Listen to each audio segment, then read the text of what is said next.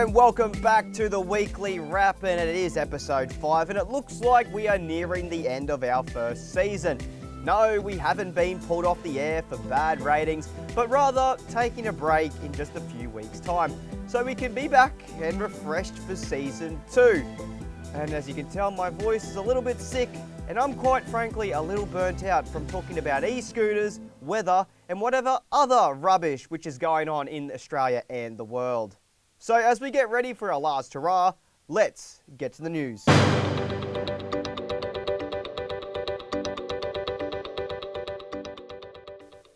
It was a fairy tale story about a New York surgeon and his wife. The wife needed a kidney transplant and the husband's surgeon donated it. How sweet. But 4 years later, she wanted a divorce and he wanted his kidney back. When in court, he demanded his organ back, or $1.5 million in compensation. He told the court it was his last resort, which is funny because your last resort usually means marriage counselling, not an organ recall. His lawyer even argued the kidney should count as maritable property. Imagine that on the divorce spreadsheet. House, car, half the savings, and Karen gets the internal plumbing. The court, of course, disagreed, saying you can't repossess an organ even if you really want to. So legally speaking, the kidney now belongs to the ex-wife, and if he tried to take it back, it'd be a homicide, not a refund. The judge ruled that body parts aren't property, meaning the doctor left court out of luck and out of a kidney. Honestly, it's the most expensive breakup since Kim Kardashian and Kanye West. Moral of the story, never mix romance with a renal surgery, because when they say you have gave too much in that relationship, they usually don't mean literally an organ. Australia is gearing up for AC/DC and they'll even be performing right here in the River City. The fans are so excited, but should they be worried or excited when they sound like this?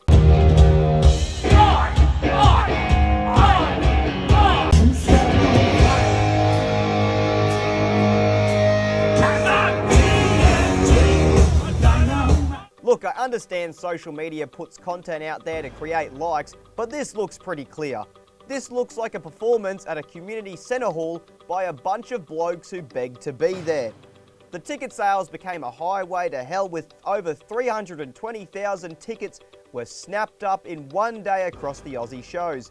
So are the ticket holders excited that their ears will be blessed with the classic riffs, or wondering if a real-life thunderstruck will put them out of the dad talent show? Or maybe even ask themselves that AirPods were the cheapest tickets. In the first episode, we spoke about the Sydney heat wave, and maybe Sydney was just complaining, because now in Bondi, the beach wasn't just wet, it was trampled. Why? Because the Sydney Run Club decided that at 5:30 a.m. on a Wednesday morning is the perfect time to turn Bondi Beach into a real-life game of Crossy Road.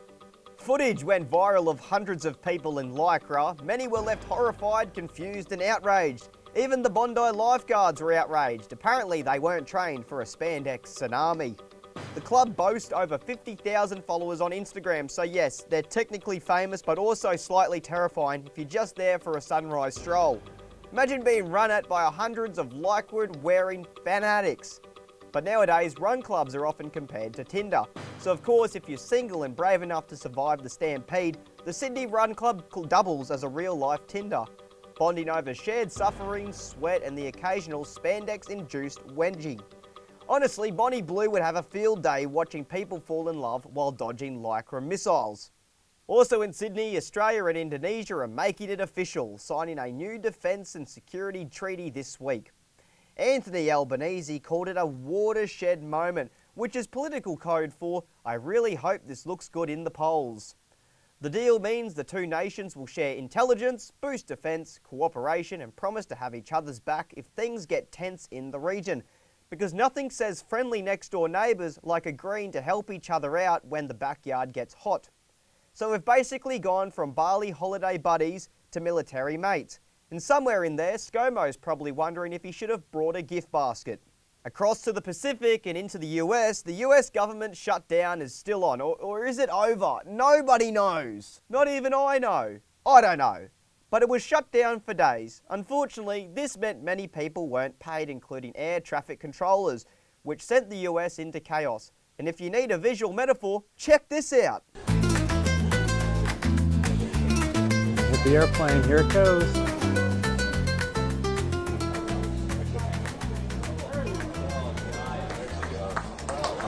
That's how you do it.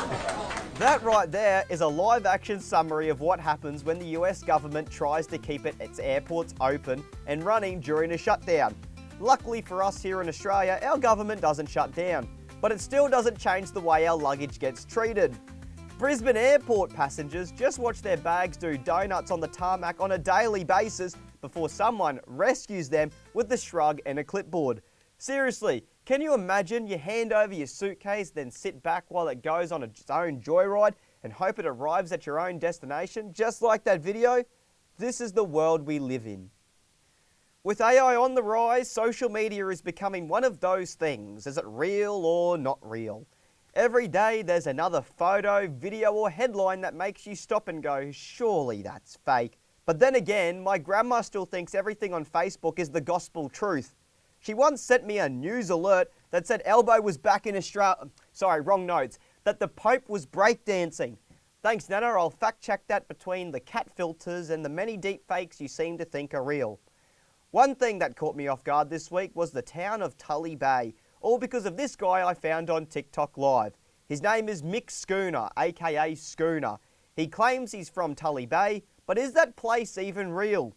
Schooner is on the line. How are we, Schooner? Hello, Mick Schooner here from Tully Bay Brickies. How can I help? Schooner, you say you're from Tully Bay. Where even is that?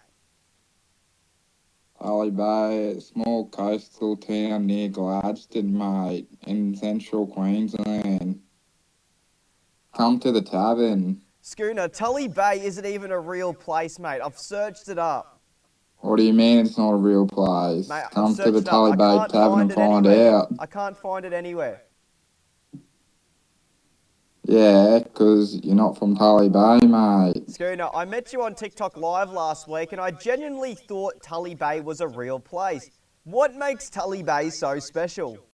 Oh, just everything. The Tully Bay Tavern, my apprentice Barry, the bartender Chris there. All awesome people. Tully Bay, the Seagulls, they'll probably have a good crack at winning the premiership next year in the A grade. I love the beach at Tully Bay. Yeah, you know, my granddad was a local there. My old man was a local there. And yeah, I'm just like, I'm pretty much the end of a dying breed in Tully Bay. We have these photos of you, so you have made up this fake town and made up stories about the Tully Bay Tavern. It's not made up. But the Tully Bay Tavern and the Tully Bay Seagulls. Let's see how well you know this fake place. Why do you like the Tully Bay Tavern so much? It's a quiz for you, Schooner. Yeah, so what's the question? Why do you like the Tully Bay Tavern so much? What's not to love?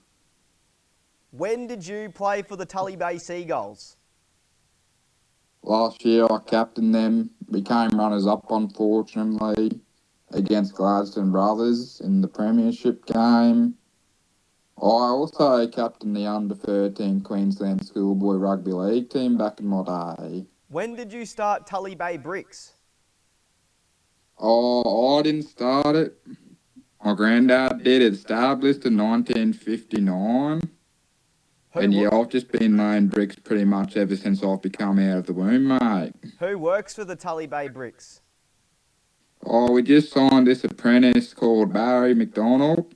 He used to be a gambler, like addicted gambler, so I gave him a go, and so far he's just splendid on the tools.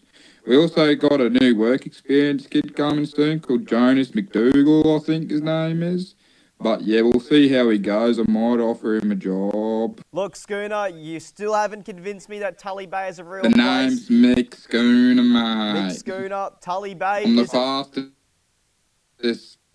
the fastest bricklayer in Tully Bay, mate. Look, is Tully Bay real? Is it fake? Mick, you've definitely persuaded us, and with your AI videos and your AI photos, it's up to you, the listeners at home, to find out if Tully Bay is real or not. Thank you, Mick. Come to the Tully Bay Tavern. I'm there every day playing Big Red.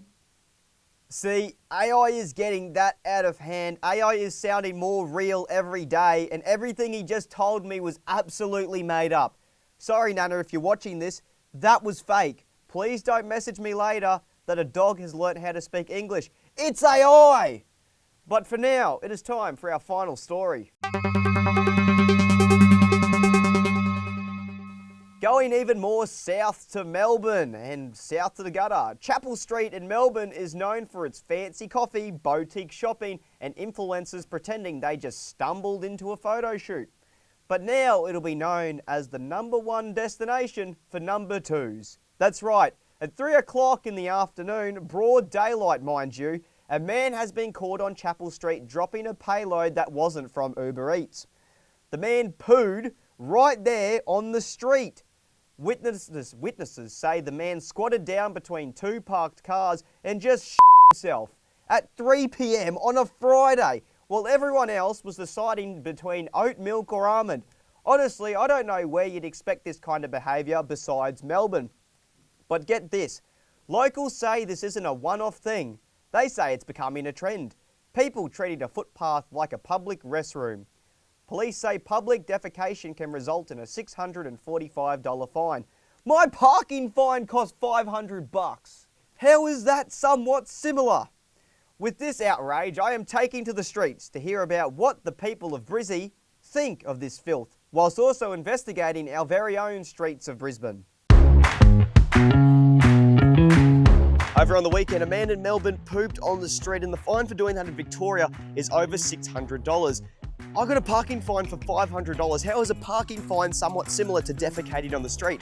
So we're here in Brisbane, we're going to walk around the streets and we're going to compare and see what streets are better, Queensland streets or Victorian streets, and also see what people have to say about it. This is a lovely neighbourhood. You know, you don't see poo in the streets here. This is Queensland, lovely Queensland. We love it here. Look how clean the gutters are. So what are your thoughts of the bloke in Melbourne pooing his pants in public? Honestly, it's not good. Like, they should put more public toilets in, so then this wouldn't happen, you know? Nah, I saw the video, it's actually kind of impressive. I wish I had that sort of confidence. No poo here. Brisbane City Council's done a good job cleaning this place up. Have you ever seen something like that happen in Brisbane? No. Not yet, but I've had a few close calls. I have, a couple months ago actually. So I live in the CBD near like Queen Street Mall. And one time I walked past someone taking a fat on the steps and then didn't even wipe, just kept walking. Even in the dirtiest of places, I can't see any poo anywhere. Look at this. There's dirt and trees and shrubs, and it looks clean. What do you think the fine of defecating in public is, or should be? $1,500. $200 and a roll of toilet paper. $200 for a fine of in public. Shit! $200. Oh, that's $50. Well, what- $50. Yeah, I reckon like $100. $100. Yeah. In public. Someone's Yeah. gonna clean that up. Yeah, but it's a job though. So like $300. $300. That's crazy. I got a $500 parking fine. Okay. He's just going to the bathroom, man. Alright, It's that's natural. crazy. Alright. I got a $500 parking fine. The fine for defecating in public is $600. How is that somewhat equivalent to a parking fine? Well, the dirtiest thing I could see in the gutter here is, oh, what's this? No, it's not poo. It's a few bits of bark, leaves, and a few cigarette butts. Dirtiest thing here on the street. So your final verdict, if you're walking the streets, would you rather be in Brisbane or Melbourne? Brizzy. Then if I know they're going to the toilet on the street, it's at least it's Queensland too. Oh, this guy. Well, this street looked pretty clean. Let's go somewhere where it's not so clean. Well, we're here in Queen Street. We had a look around, and as you heard those people before, they haven't seen, well, I mean, some of them have seen. I haven't seen it. So let's just say Melbourne gets a fail and Brisbane gets the pass. So what did we learn today? We learned that you should never mix romance with organ donations unless you're ready for the world's most expensive breakup. AC/DC tickets may sell out in a day, but make sure you actually get the sound you paid for, or invest into AirPods. Leica and early morning stampedes cause chaos. Australia and Indonesia are officially promising to have each other's back, and yes, It's cooler than a Bali holiday, but with more paperwork. The US government shutdown is crazy and makes your luggage learn how to do donuts on its own. Social media isn't real, but Grandma still believes it, so fact check before forwarding that dancing Pope video. And finally, Melbourne streets are officially a number 2 destination, so keep your wits about you when grabbing your oat milk latte. And that's a wrap for another episode of the Weekly Wrap. The news keeps coming, chaos keeps unfolding, and we'll be right back here to bring you the laughs, the shocks, and the did that really happen sort of moments. But from all of us here at the Weekly Wrap, just me, I'm Harrison, saying thanks for tuning in. And remember, the world might be messy, but at least we make it entertaining. Until next time, I'll catch you next week for episode 6 on the Weekly Wrap.